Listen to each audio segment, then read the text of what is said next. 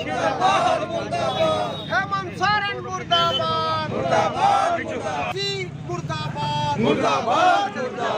Deoghar DC मुर्दाबाद।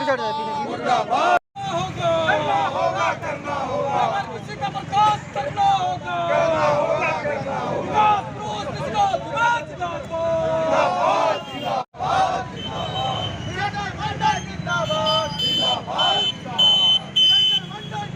जिंदाबाद, जिंदाबाद।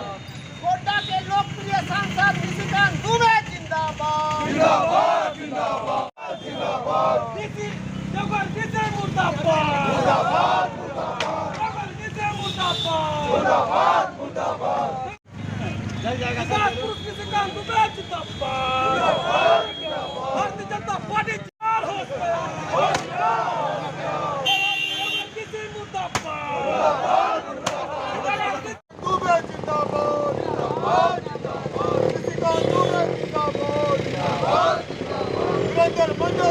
स्पष्ट है कि मधुपुर के थानेदार और देवघर के डीसी के द्वारा पक्षपात करते हुए झारखंड मुक्ति मोर्चा के एक एजेंट के रूप में काम करते हुए माननीय लोकप्रिय सांसद जिसे हम विकास पुरुष कहते हैं डॉक्टर निशिकांत दुबे के विरुद्ध जो एफआईआर दर्ज हुआ है बिल्कुल ही असंवैधानिक तरीके से नियम के विरुद्ध एफआईआर दर्ज की गई है। मैं बता देना चाहता हूं, आज से लगभग 6 महीने पहले की बात है। मधुपुर उपचुनाव का मामला है। उपचुनाव में जिस प्रकार से कहा जाता है कि 15 अप्रैल का कि माननीय सांसद निशिकांत दुबे के माध्यम से अपने ट्वीट पर जो है कोई कमेंट की गई थी। दूसरा है 11 अप्रैल और एक है 8 अप्रैल का कि विज्ञापन छपने से संबंधित मामला। मैं देवघर के उपायुक्त से पूछना चाहता हूं, यह मामला जब चुनाव के समय का था, मधुपुर में उपचुनाव हो रही थी, उस समय मधुपुर विधानसभा क्षेत्र के अंतर्गत वहां पर आदर्श आचार संहिता लगी हुई थी। तो जब आदर्श आचार संहिता की मामला है, यह मामला देखने वाले चुनाव आयोग होते हैं। तो जब जिस समय आदर्श आचार संहिता लगी हुई थी, ऐसा मामला था, अगर मामला सत्य थी तो उस समय चुनाव आयोग के माध्यम से क्यों नहीं माननीय सांसद के ऊपर एफआईआर दर्ज कराई गई?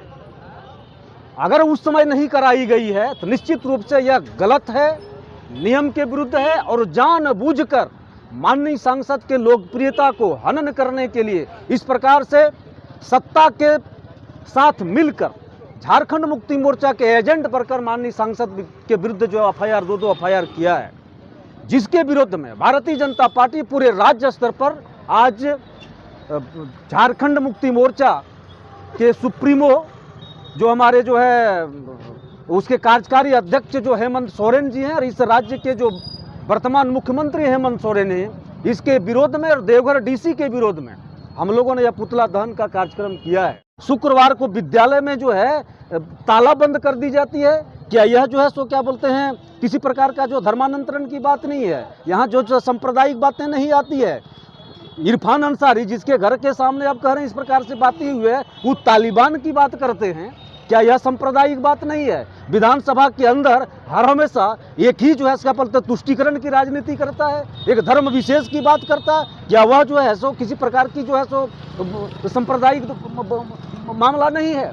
निश्चित रूप से यह जो भारतीय जनता पार्टी के लोकप्रिय सांसद निशिकांत दुबे वो जो विकास की गंगा बहा रही है, आप लोगों ने देखा होगा पिछले दिनों एयरपोर्ट, जिस एयरपोर्ट को माननीय सांसद ने वहां आया, एम्स को लाया, वहां अप्रोच रोड बनाने की बातें थी, उस फाइल को इस राज्य सरकार ने दबा के रख दिया।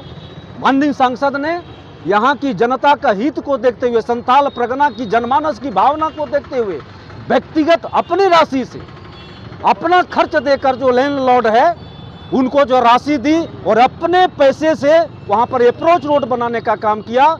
और वह भारतीय जनता पार्टी के इस देश के लोकप्रिय सांसद आदरणीय नरेंद्र भाई मोदी जी के नाम से वह एयरपोर्ट का जो अप्रोच रोड का जो है शिलान्यास हमारे भारतीय जनता पार्टी के प्रदेश अध्यक्ष के माध्यम से की गई। यानी कह सकते हैं कि व्यक्तिगत रूप से भी पार्टी के माध्यम से भी और भारत सरकार के जो हमारे लोकप्रिय प्रधानमंत्री है, केंद्र सरकार के माध्यम से जो योजनाएं इस राज्य में चल रहा है, देश में चल रहा है, यह राज्य चुपचाप बैठा हुआ है, भ्रष्टाचारी में लिप्त है और ये जो है भ्रष्टाचारी को बढ़ावा दे रहा है, लूट खसोट कर रहा है।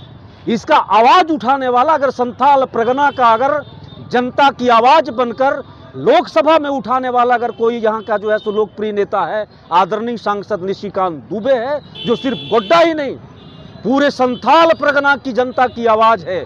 उसकी आवाज को झारखंड मुक्ति मोर्चा दबाना चाहती है, यहाँ के जो मुख्यमंत्री है वो दबाना चाहती है। मैं बता देना चाहता हूँ मुख्यमंत्री जी को, यह लोकतांत्रिक प्रणाली का शासन है।